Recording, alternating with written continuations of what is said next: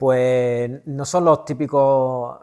Yo no tuve la típica infancia que a lo mejor tienen otros artistas de una familia de músicos, o estar rodeado de vinilos, o estar rodeado de radiocassette, para nada. O sea, yo cuando era niño la música pasaba del tema, me gustaban los animales, dibujar, y la asignatura de música la odiaba en el colegio.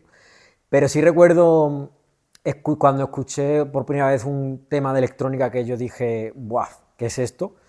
Que yo creo que tendría 9 o 10 años, que fue con el tema de Safri Duo, de Play It Alive, que es un clasicón.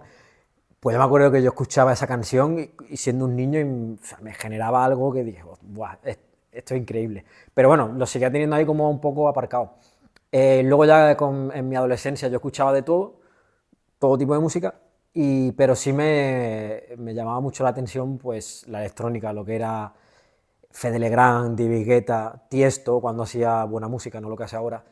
Y yo siempre recuerdo de yo estar estudiando para el instituto, haciendo cosas, y yo me ponía una sesión entera y yo me la imaginaba pinchándola, sin saber ni idea de cómo se usaba una mesa de mezcla. Yo imaginaba en una cabina con gente delante, y la sesión que yo estaba escuchando de Tiesto, pues como si yo se la estuviera pinchando a la gente, ¿no? Pero yo lo veía como algo súper utópico de, buah, esto para llegar aquí, no, esto es súper complicado. Luego, como mucha gente, me metí más de lleno en la electrónica con lo que era en su momento el EDM, el Big Room, David Guetta, Afrojack, Dimitri Vegas, Soy de House Mafia, y empecé a ir a mis primeros festivales, me compré una controladora, la tenía ahí cogiendo polvo, y el oído al final te va pidiendo diferentes matices, se te queda ya un poco corto la música aquella, y fui como adentrándome en otro sonido un poco más complejo, entré al techno por el un poco más comercial o melódico, como el Drumcode, Adam Beyer, Taylor Fast también en su mejor época, Maceo Plex, Deadmau5, que a día de hoy me sigue pareciendo una maravilla de productor, y lo mismo, el oído todavía buscaba algo más sofisticado y más puro, más crudo, y así es como llegué al techno. Y dentro incluso del techno que hago ahora o que escuchamos ahora, pues también te vas moviendo entre un artista u otro, pero aquí yo creo que ya me quedo. Bueno, nunca se sabe, ¿no? Pero yo creo que es así un poco a modo de resumen todo el recorrido. Yo soy un fiel defensor de la producción, la verdad. Es cierto que en la escena hay muchos artistas que no producen y les va bien, pero el tema de la producción yo siempre la voy a defender. Al final yo siempre digo, tú como artista, como DJ, si el día de mañana desapareces o dejas de pinchar o lo que sea, tu sesión, con mejor o peor técnica, pero alguien la puede calcar. Pero tu música, eso es eterno, ¿sabes? Se va a quedar ahí para siempre. Al final yo creo que, poniéndome un poco filosófico, los seres humanos estamos para crear, y eso nos mantiene un poco también motivados y vivos, ¿no? Y yo creo que es muy bonito crear, producir, y además algo que te gusta o supuestamente te gusta, estar en un mundo, o sea, que estás pinchando una música que te llena, pues el crear esa propia música es una satisfacción enorme. Y como digo, hay artistas que les va bien sin la producción, pero yo sí creo que el camino de la producción la producción te lleva a unos caminos diferentes a los que totalmente diferentes a los que te puede llevar otras herramientas dentro de la industria, y también sobre todo te está creando ahí una base y unas raíces que a largo plazo también creo que son muy importantes. Te podría decir como hay las típicas biografías de los DJs de crear experiencias y emociones en la pista de baile. No, yo al final pincho lo mío. Es verdad que con el tiempo he intentado aprender a adaptarme incluso menos y a centrarme un poco, a acotar mucho más ese abanico musical. Por supuesto, siempre influenciado por la hora de la sesión y los artistas que vienen detrás o que van antes que yo, pero sin renunciar a lo que yo considero mi identidad, siempre fluctuando, como digo, dentro del techno, entre unos sonidos y otros que siempre abarco. Lo que sí te diría que a mí personalmente me influye bastante la arquitectura literal, la arquitectura del sitio, la sala. Si estoy en un espacio abierto o en una sala muy iluminada, no voy a hacer la misma sesión que si estoy en un club lleno de humo y con poca luz, porque al final eso te pide otro tipo de sonidos y viceversa. Entonces eso a mí personalmente sí que me influye.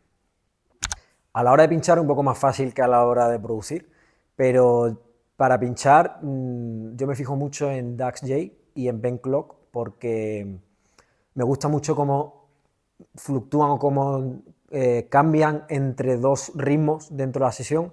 Los dos tocan un palo más groove a lo mejor en una fase de la sesión y luego los dos también, en el caso de Ben Clock, pues mete sonido más hipnótico y en el caso de Dax J, pues mete más industrial. Y me gusta esa dualidad entre esos dos tipos de techno, por decirlo de algún modo, y que otro artista, que no digo que sea peor o mejor, pero te hacen a lo mejor una sesión menos arriesgada y ellos sí me da la impresión que saltan o que tocan distintos matices. Y yo a la hora de pinchar me gusta tocar o sonidos más groove, sonidos más mentales y según la hora incluso un poco más industriales. Y por ello a la hora de pinchar son mis dos mayores referentes. Luego a nivel producción es muy complicada esta pregunta, pero a mí Norback me flipa, siempre lo he tenido como referente también por los sonidos tan suyos que saca. Roldán y Ruman, los dos españoles, también me encanta la música que hacen, la pincho muchísimo. De hecho, diría que ellos tres son los que más pincho. Anne me encanta la música que hace, Adriana López también porque mezcla un poco, consigue combinar ese tecno más hipnótico mental con una contundencia, es un tecno trayero, dicho de manera coloquial. Steph Mendesidis me parece una bestia también produciendo, Mathis Len también me encanta. No podría quedarme con uno, no podría quedarme. Pues puedo contar con dos artistas a los que admiro muchísimo. Una es Óscar Mulero, hace un par de años en Málaga que venía a pinchar y tuve la ocasión de conocerle en el backstage, intercambiar algunas palabras. Yo llevaba un pendrive también con música que se lo di. Y luego, bueno, se da el caso que tanto a él como a mí nos gusta mucho MotoGP y los dos somos de Valentino Rossi. Y claro, yo dentro de los nervios y sabiendo esto, le podía haber preguntado cualquiera de las 1000 preguntas sobre música que se le pueden hacer a Mulero y no se me ocurrió otra cosa que decirle, a ti te gusta Rossi, ¿no? y tenía en el móvil una pegatina del 46 amarilla y se lo enseñé en plan, mira, mira. Y siempre, bueno, se me quedó así un poco, pero lo recuerdo como con gracia porque desaproveché, entre comillas, una oportunidad de preguntarle algo, la misma pregunta que tú me has hecho, pero a él. Y no, por lo menos sabe que a mí también me gusta Rossi.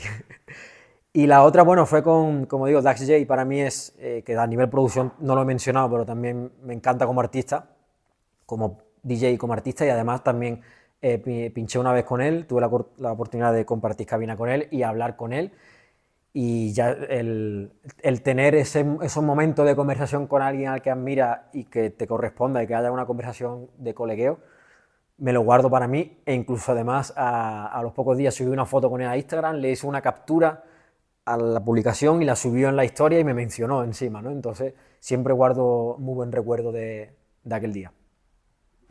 Bueno, yo creo que para empezar, o sea, la historia y la cultura que hay en España no es la de Alemania. Entonces yo creo que ahora también muchas promotoras han subido al carro de no fotos, no vídeos en sus fiestas, más bien como una tendencia, como un producto, al final es un negocio, es un producto más, y te lo exponen más como una herramienta más de marketing, más que para que realmente disfrutes del momento y crear ese ambiente de clubbing dentro de la fiesta. Yo no veo mal que se usen los móviles, no lo prohibiría, porque como digo, no estamos en Berlín en los años 90. Nosotros los artistas también de techno, menos comercial por decirlo de algún modo, nos apoyamos en las redes sociales y en ese material para reflejar nuestro trabajo y como digo, creo que se está usando mucho en vano esa moda, porque me parece una moda, y veo mucho más importante educar a la gente con intenta usar el móvil lo menos posible.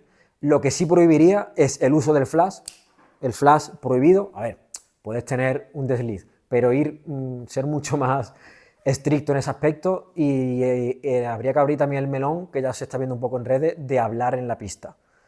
el tener una conversación en la pista de baile y escuchar más a la gente que a la música, ¿no? O acercarte incluso al DJ a decirle que pinche una cosa u otra.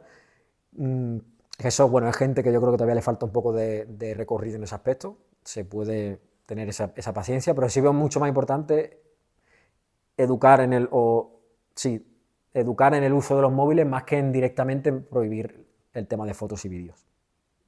Pues mira, creo que es la primera vez que me hacen esta pregunta y yo tampoco me la había formulado, pero por ejemplo, C-System, acá Chema, si me hace un tecno un poquito más suave, estaría encantado de recibirle.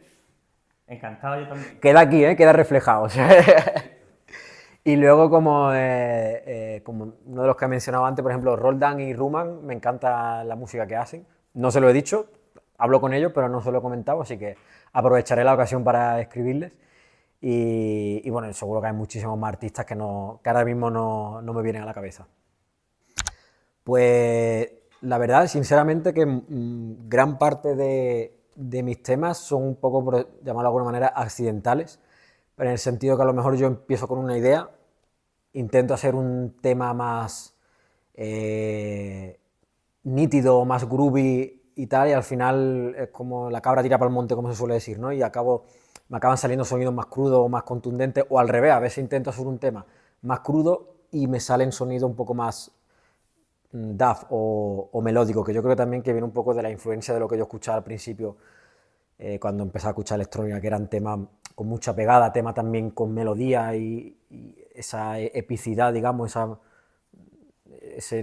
nostalgia, entre comillas, por decirlo de algún modo. Entonces yo creo que eso todavía lo mantengo un poco dentro y tiendo a irme un poco por esa rama. Pero luego la mayor parte de los temas son el resultado de un tema madre, digamos, raíz, que a base de experimentar y sacar sonidos me salen otros sonidos que me encajan para otro tema diferente, copio, pego, guarda como, ahí tengo ya para otro proyecto.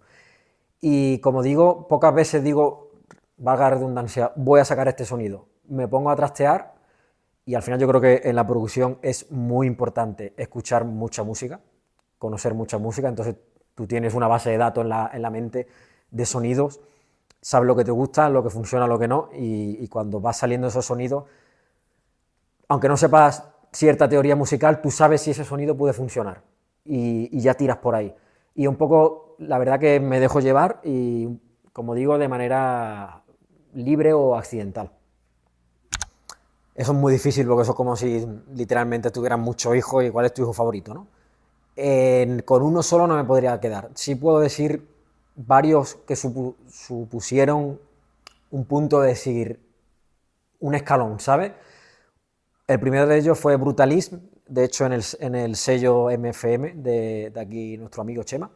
Ese fue mi primer tema que yo dije, hostia, vale, ya esto es otra cosa. Le tengo mucho cariño. Luego Eye of the Hurricane en Artronic también me mola mucho ese tema, los dos como Álvaro H. Y luego ya como Art Filter, el de Concrete Frequency también me gustó mucho cómo quedó. Y ahora, más recientemente, Silueta del Silencio y Vestigios del Orden en Gordo Tracks, perdón, también me quedé muy satisfecho con el resultado. Que hay otros temas que a lo mejor dice, bueno, esto hay que sacarlo y siempre le ves cositas, ¿no? Pero estos que he mencionado se quedaron tal como yo quería que se quedaran. Esta es otra complicada. Esta es difícil. Sinceramente no me podría quedar o no podría renunciar, más bien dicho de otra manera, formulándolo de otra manera, no podría renunciar a una u otra. Como digo, yo soy un fiel defensor de la producción y paso muchas más horas produciendo y te da unas sensaciones diferentes completamente a pinchar. Pero si a día de hoy me dices qué hago de aquí en adelante, me quedaría con pinchar en una sala.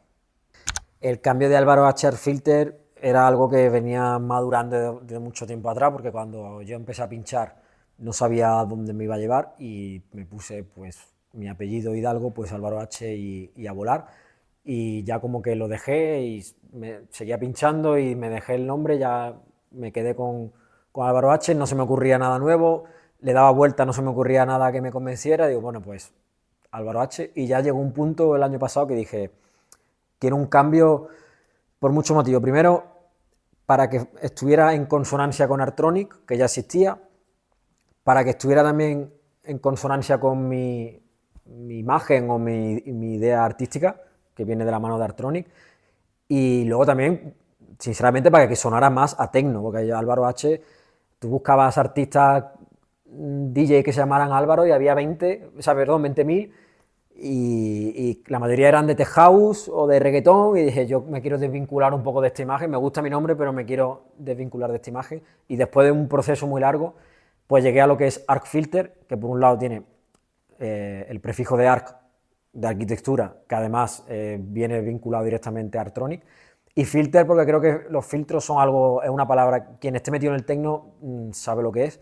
Hay filtros en todas partes, hay filtros en una cabina de DJ y hay filtros para producir, y luego el concepto, ¿no?, que es como la traducción filtro de arquitectura, ¿no?, y al final toda esa nube de ideas me gustaba lo que simbolizaba, y esa fue la decisión. Y luego con Artronic, bueno, la verdad que está cogiendo, o sea, tiene una acogida aquí. Es una pirámide, porque es una estafa piramidal, ¿vale? Pero la verdad que muy contento con la acogida que está teniendo, con la comunidad que hay creada con...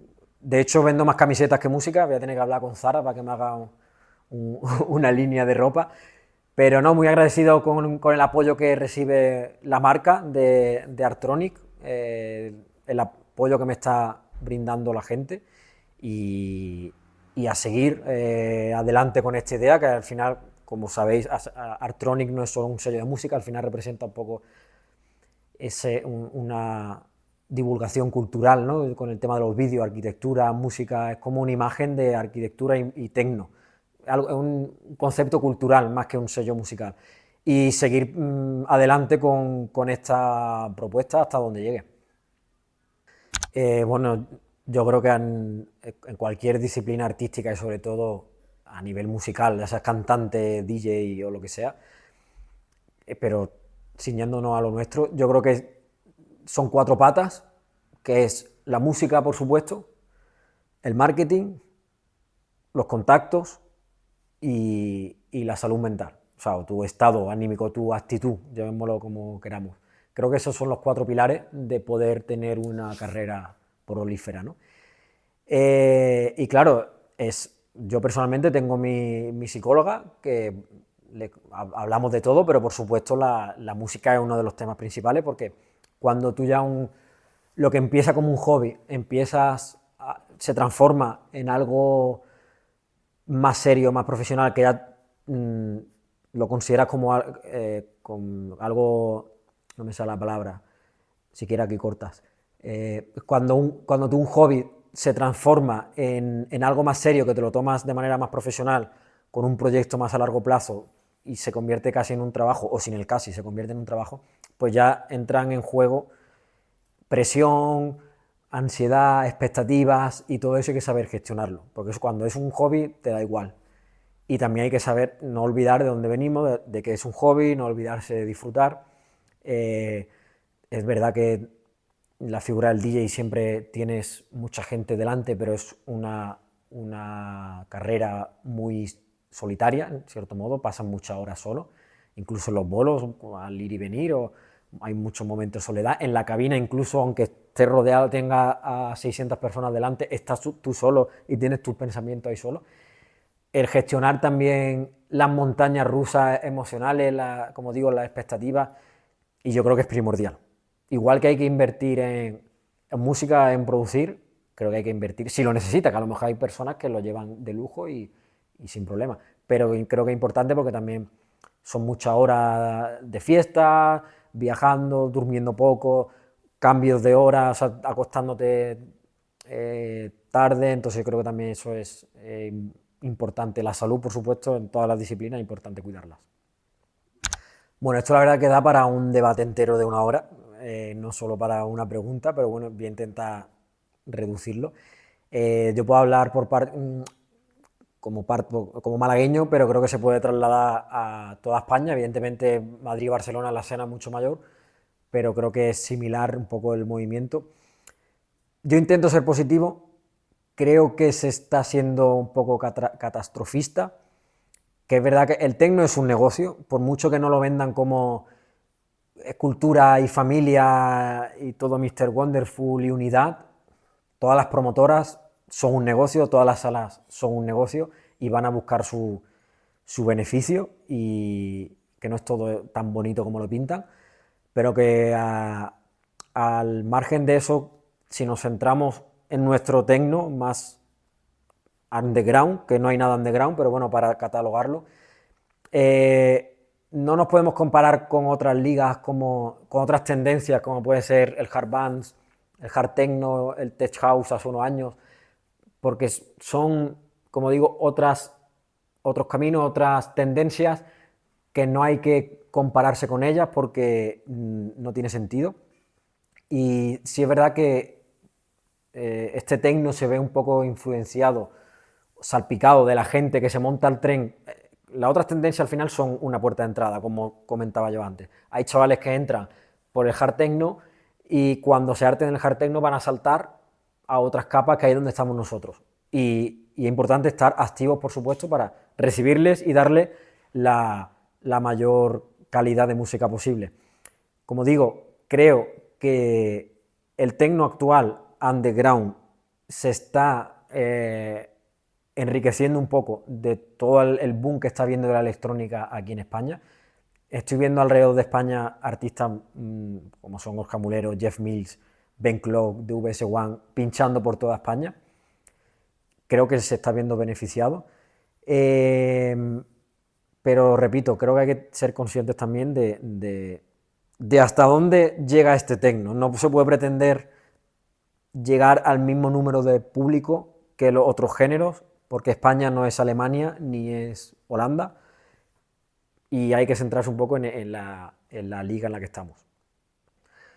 Por ejemplo, una tendencia con la que yo no estoy de acuerdo, por ejemplo, a nivel artista, es el tema de los intercambios. Entre promotoras lo puedo llegar a entender, porque al final la promotora es una marca, es un equipo que entre ellas buscan retroalimentarse y crecer juntas.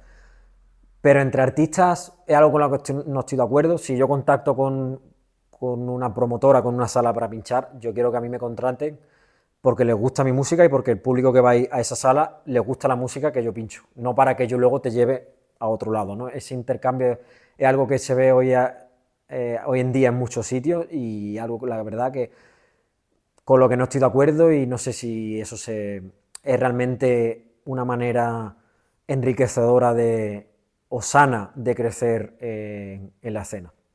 Luego, como digo, intento ser positivo, aunque la escena, verdad que hay mucha política e intereses, está sobresaturada, la verdad, entre promotoras, no hay sitio para tantas promotoras, que está muy bien que enriquezcan la escena, pero luego al final un poco entre ellas es contraproducente. Pero como digo, intento ser positivo porque miras alrededor y hay una cantidad de DJs y productores españoles de un nivel espectacular, o sea, de un tecno, que hace un tecno buenísimo. Entonces eso pues me mantiene optimista, ¿no? Y con esperanza de ver que hay gente motivada y que están invirtiendo en hacer buena música.